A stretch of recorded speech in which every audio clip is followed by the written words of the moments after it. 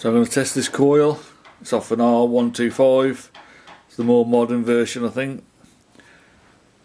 So these are a bit different to what I normally test, but normally they use the iron core as an earth, but on this one they ain't for some reason. I'm not sure why. I haven't looked at the wiring diagram.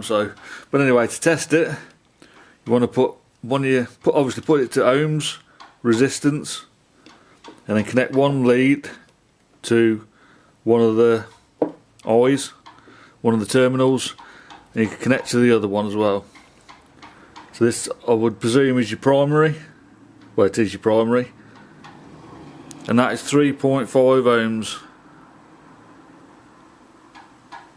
And then keep your lead on there and put it inside your cap.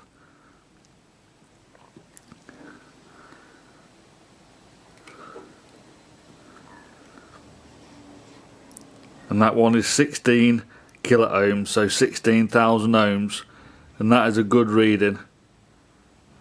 You always have more windings on the secondary to obviously boost the voltage. So all there is two cores of wire in there, separated and on an iron core. 12 volt signal comes in. You have a collapsing electric magnetic field, which creates a secondary voltage, which is like at 20,000 volts, which creates a spark. So you're just testing the resistance of both coils.